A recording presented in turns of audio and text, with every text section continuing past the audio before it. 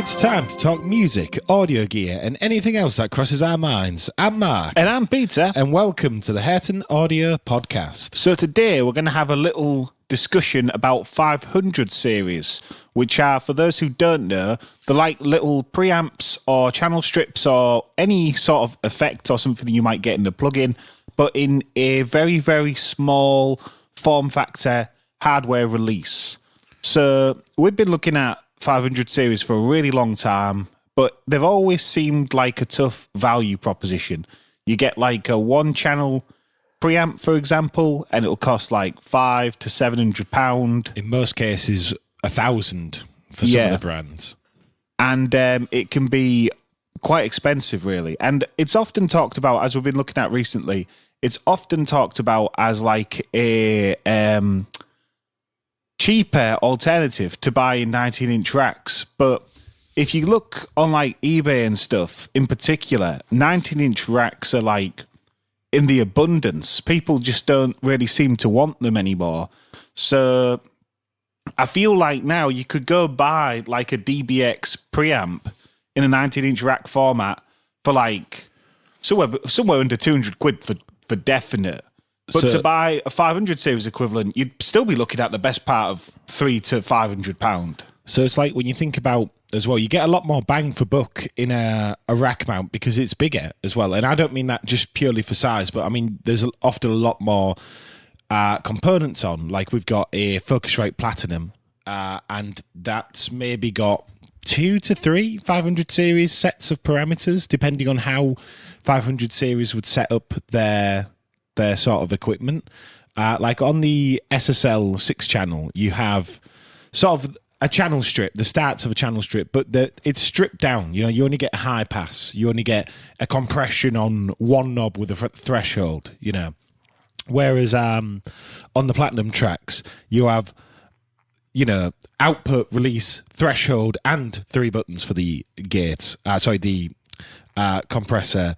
And you have a lot going on with EQs, several different bands of EQs, and it just has a lot going on. But like I say, price-wise, the SSL is more desirable, but also more expensive. So it's like people want that sound, and that's where the 500 series come in as well. It's not necessarily about what they do, it's about what the circuit is and who makes them. Yeah, and as you alluded to, the one 500 series we've actually got is a SSL 6-channel sort of channel strip one, because I do a lot in the range. And you've just got high pass, low pass, bell filters, a one knob compressor, and a really nice sounding preamp, which I've always been really, really interested in SSL. Like SSL, Neve, and API, they're 3 of the biggest sort of studio desks. And what I wanted to know is, you know, we're used to a lot of the audio interface preamps, and even we've got some external preamps by DBX, Focusrite, people like that. But I was very curious to hear, is there a difference in the sound with a real SSL preamp and one that's been designed like to run in this form factor? And I mean, I've been very impressed, but it's hard to describe it. Like, it's hard to describe why should you have, say, like an SSL 6 or any other 500 series preamp instead or going into your regular interface preamp. I mean, if you buy something like the SSL 6, you've got some EQ and compression stuff built in, but I know, like, even if you buy like a Focusrite dynamic like Octopre, that's got one knob compressors on 8 different input channels. So it's like, that's most of what this SSL 6 is doing. And for a similar price, like at retail, a lot of the time as well. Or if you're looking at a Octopre second-hand versus a 6 new at retail, they're around the same price, aren't they? And actually, because the SSL 6 should be like something to the tune of £400, but it's been like 280, which is why this has been so accessible, because we've very much looked at like Neve porticos and stuff like that, and it's like £500 for the one preamp, and then £500 often for the chassis, because these have to run a bit like a pedal board or a modular system. These have to run in a special box, and if they don't, I think they're quite awkward because you still have to buy like a power system for it. So you might as well buy the box. we're using the Midas Legend box, the 6-1, and I haven't had any problems with it so far. There's no noise, there's no power shortage or anything. I know people online make a big deal about having one that's the right power, but they're all too, and I didn't know API are the ones who made the form factor of 500 series, not too dissimilar to Dopfair making the Eurorack format. So in theory, there's a specification you have to follow to make these things. And I know some people might make them better than others, but at the end of the day, as long as the power on with no noise and no problems, they should all be the same, right?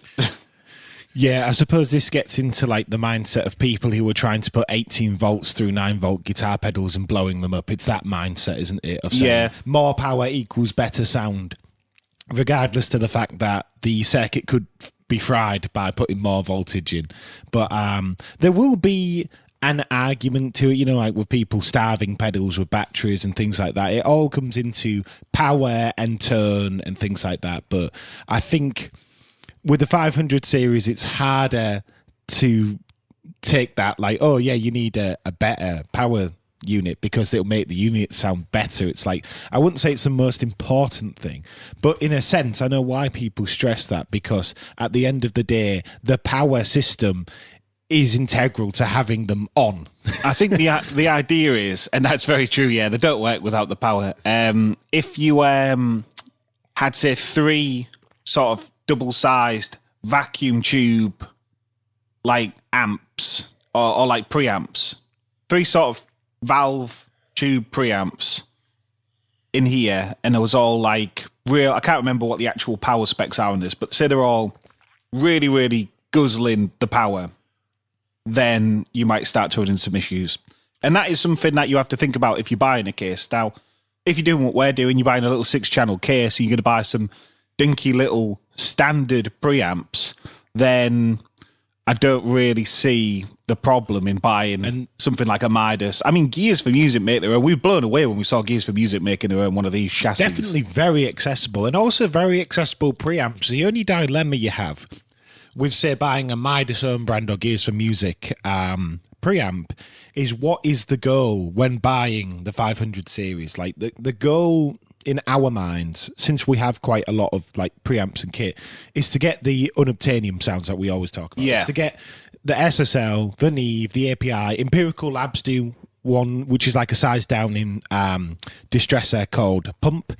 That's like the stuff that you just can't, most people just can't afford. Yeah, we were saying if we filled it with DBX kit and like Gears for Music kit and cheap air stuff, it wouldn't be a problem. But it's like, we've got a lot of that stuff, and we've got, and I shouldn't really be calling DBX a cheap brand. It isn't a cheap brand. They do really good products, but DBX is something that if you look on eBay and the secondhand market, DBX is everywhere, and you can get some really good steals. And that's what we have done in the past. Like, we got the DBX 376 preamp at like a quarter of the price, brand new. I don't know, that offer was stupid, and we all regret not buying more. And like I say, that when you look at the tube channel strip, the 376, it is like 3, I would say 2 to 3 500 series if you was to put it in. I mean, you probably need a 500 series just to do this sample rate area right at the end, because it's complicated, and I'm sure somebody,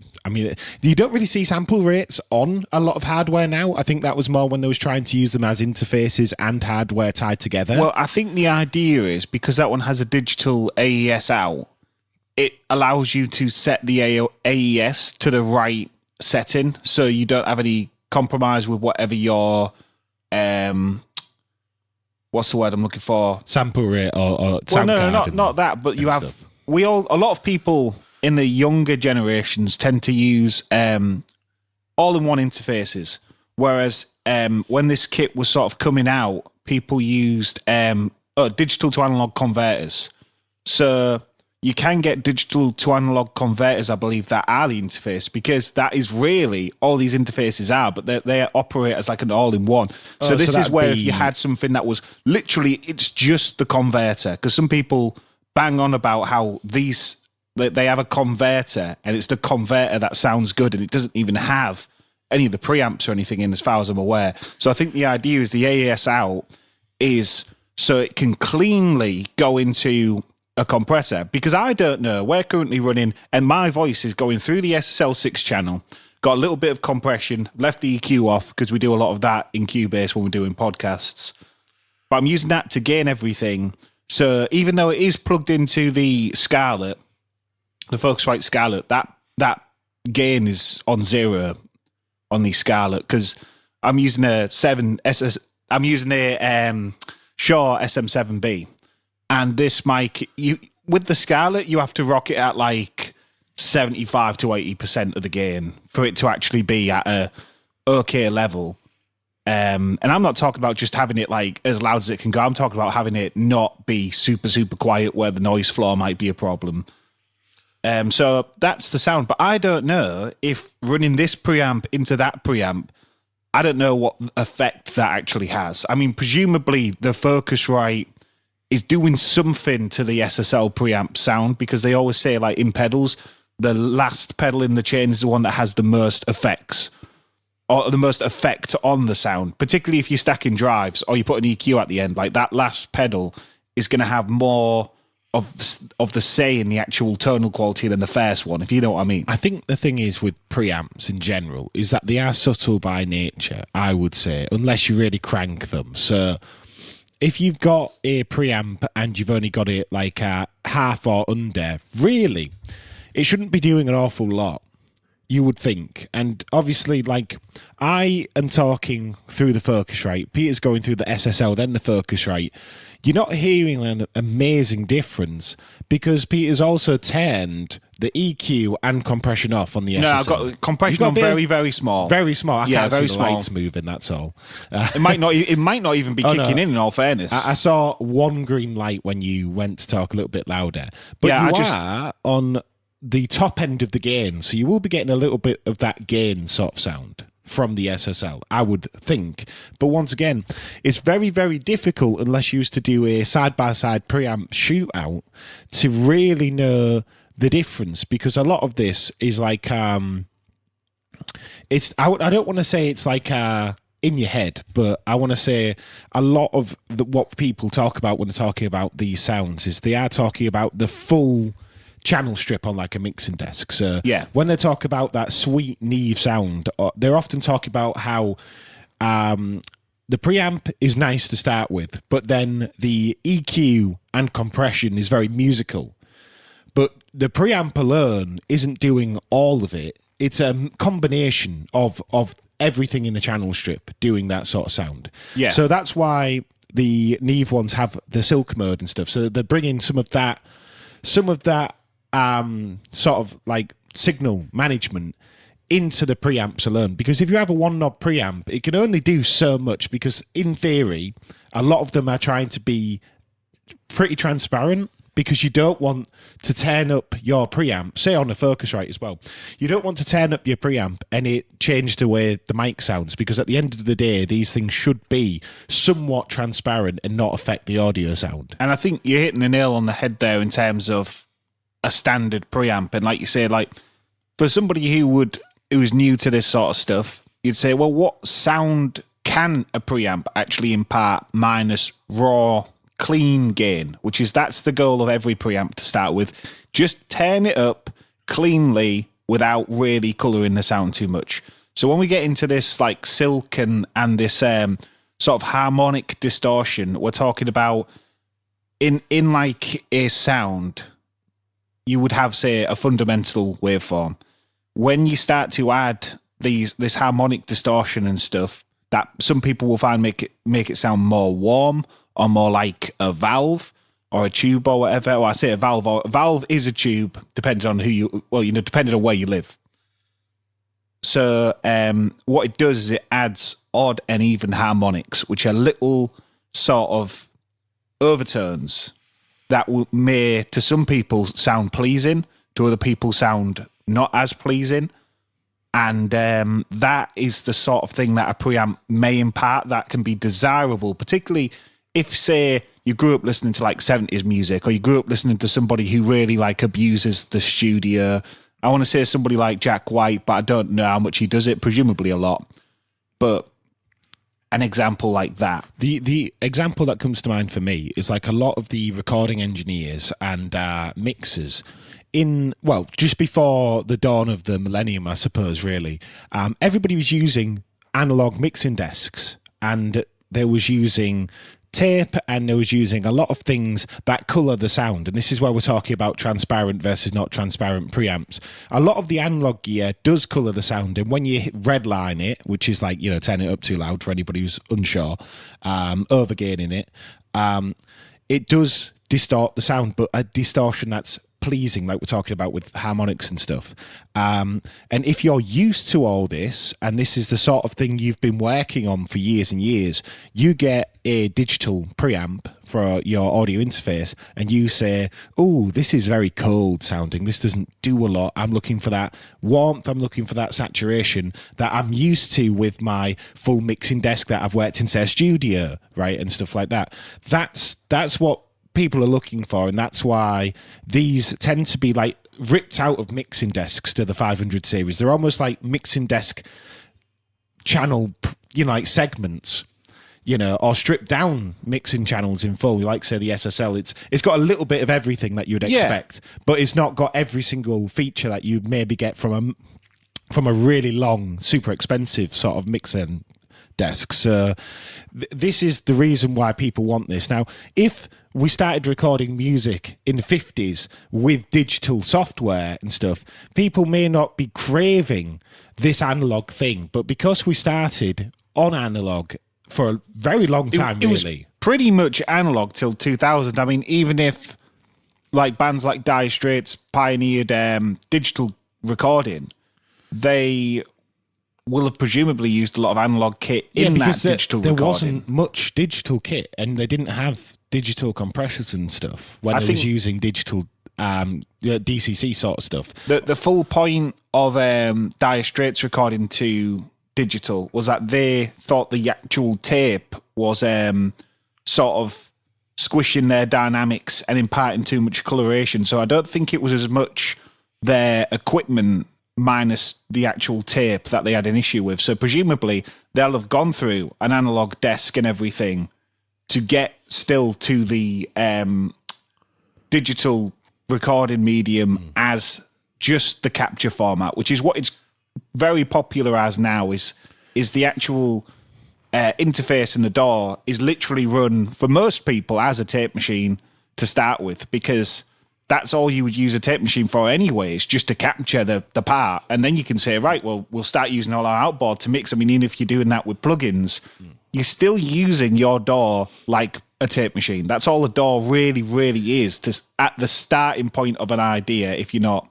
well, if you're working in audio, I mean, if you're sequencing it, it's a whole nother kettle of fish. And like, I'm going to say like the sort of dawn of like recording. I know there was wire recordings and stuff from the 30s and earlier, but really the dawn of studio recordings came about was kind of with Elvis, because there was actually doing stuff to the sound. There was actually trying to mix it in that sense, but also like with the Beatles sort of stuff came into fruition with actual like mixing and like specific things. But what was you going to say, Peter? I was going to say it was Bing Crosby who actually pioneered tape as a medium. Yeah. So that gives you an idea. I believe it was the late 30s, maybe early 40s.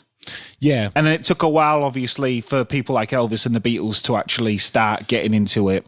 But like I say, if you're looking at that roughly, you're looking at something somewhere in the 50s, right? So, before people were starting to really get creative with it and not just doing it for documentary purposes. So you're looking at something to the tune of 50 years of analog recording before the digital revolution really made it so people had to use computers. Because like on Sound City, they talk about a lot of the grunge acts in the 90s. They went to Sound City because it was a tape machine and they didn't want to go on digital, but those studios were dying. The analog only, tape only studios were dying because it was easier for them to do Pro Tools. And this is why most studios now, they may have a tape machine, but you may have to pay a lot more for the session for the tape machines. It also became very divisive, like most things now. Like that, and that digital versus analog thing in studios did become like a It's very good if you watch something like Dave Grohl's Sound City. It's really clear how they make it sound. You know, it became like a which side are you on, and you know, a lot of people were very polarized on the subject, which is quite odd, really, considering the time it came out.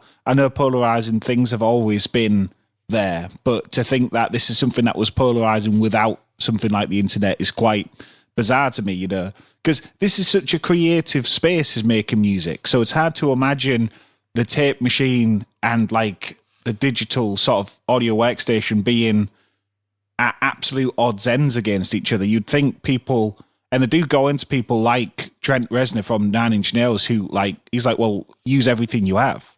And that starts to become like an argument. You know, there was people doing that, but it was also in the mainstream and in studio culture, it was more of a battle of who's going to win. It's either analog or digital. And I want a lot of people doing hybrid stuff like they do now.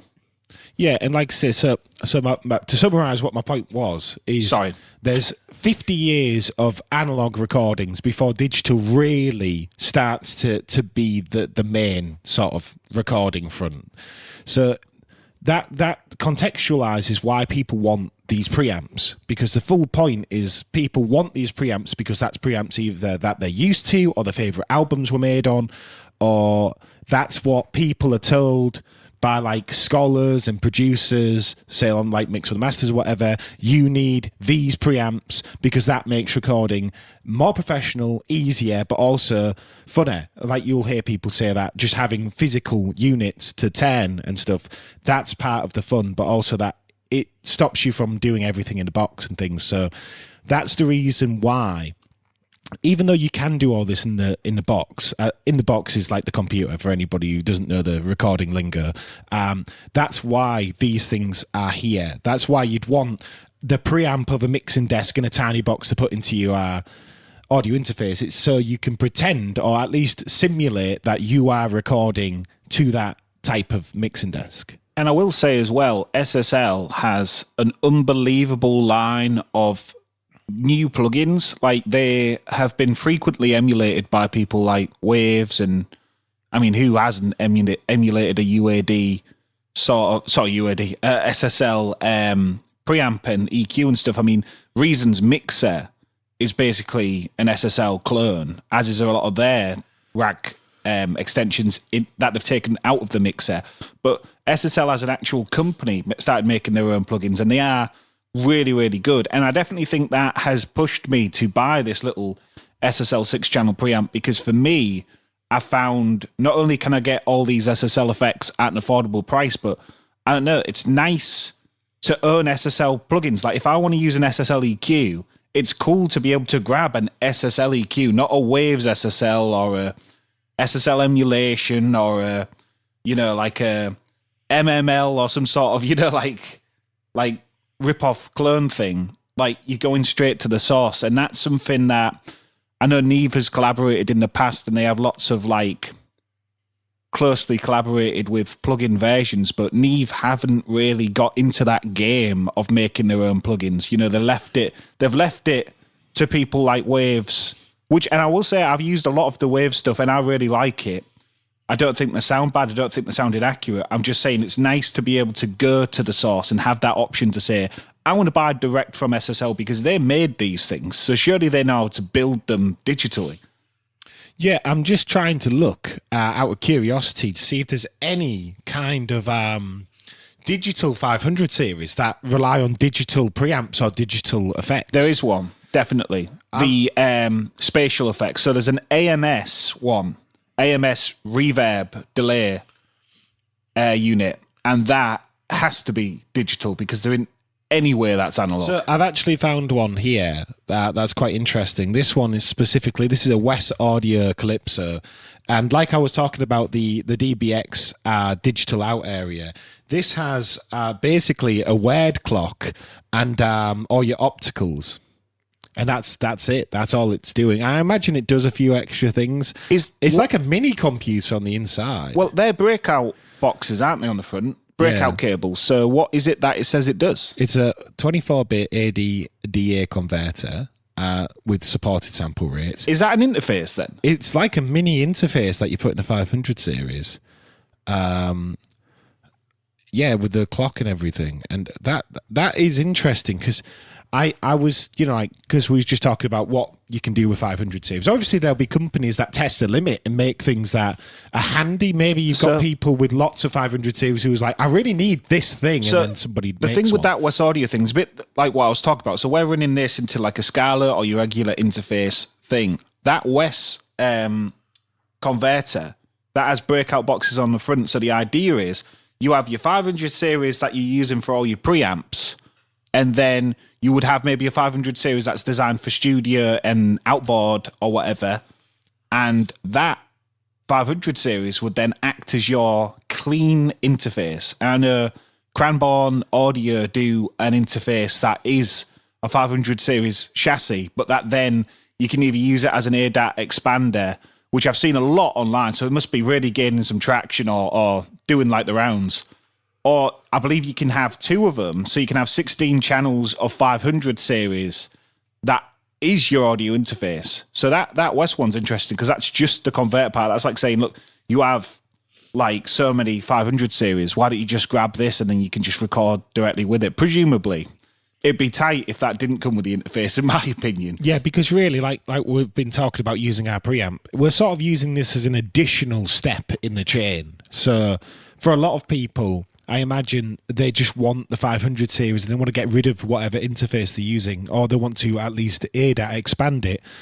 So it all feels like part of the same chain. So that's what's interesting about it. But I like the portability, and that's the other thing that people have talked about with 500 series. You can just take your 500 series, as silly as it sounds, you can just get on the bus with it because it's got a handle, it's got feet on two sides. It's called a lunchbox. You can just walk. You can just walk with it, and that is the cool thing with it. So, I mean, I was actually reading. I don't think this inspired me to buy this, but it was just something that I thought, oh, that's interesting, because I was reading about how Jack Harlow made his newest song, "Loving on Me," and they were saying all the. And this was on Sound. Great magazine. If you've never heard of it, go check out Sound on Sound. But the point was, they have a little 500 series box, which is basically like his vocal sound in a box, or at least the producer's like go-to vocal chain in a box. And it's just a little 500 series lunchbox. And so they would record everything in that, whether they went to a recording studio or not. They'd just bypass, like, if they had a real SSL console, they'd be like, no, we've got our little 500 series thing here and our mic. We're going to do everything we ever do with this. And then Jack Harlow, whether he's recording in like a hotel room or a studio or a car park, in theory, his voice and his actual sound will always be identical. I thought that was such an interesting way of looking at it because, that's what these 500 series can actually do. They can be super portable, say if you was going around different studios all the time, or even just going recording to different, people's houses where they do have interfaces set up, and you go, well, I've got a vocal sound. I'll just bring it with me. And, wheeling a rack case isn't possible, but it's a right pain for most people unless you're actually touring. Yeah. You need ramps and everything. You can't just walk up to a commercial property and say, oh, can we just put a ramp on your doorstep because I've got a rack case? That is the problem with rack gear, is it's very, very heavy. So it means, you can have a portable sort of preamp outboard thing. And it's just sat on our desk, and it's not very space it doesn't take up much space. It's very, very lean. And if you had this inset or rack mounted, it definitely loses some portability. But in terms of like use, it's really easy. So I think if you want a taste of hardware, and, I think it goes without saying, you've got to have some money to play with these 500 series. They're not cheap, and we're not going to pretend that they're cheap.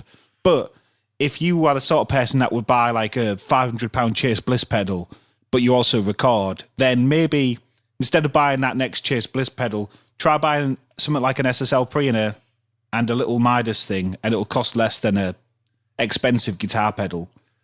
And I'm talking expensive, not cheap guitar pedal or middle of the road guitar pedal. And, you have something that you can use on every single recording. I mean, since we got this SSL, we've been using it for DIs, for amps, for, there's podcast even. You can use it for everything. And our full ethos at the moment is to just try and use stuff more on the way in. We're talking like if we get very comfortable using the SSL preamp, because it's such a clean preamp, it's hard to really get it that wrong. We're going to try and start using some of the other outboard, like on the way in when we're recording a lot more. Yeah, just committing to the sounds. But yeah, that's been our thoughts on 500 series and sort of recording hacks and stuff in general. Can you hear the difference to my voice? Yeah, you know, it is subtle, but it is something, like you say, that people really want. So have you used 500 series? Let us know in the polls and the comments and stuff. And thanks for listening, everybody. See you next week.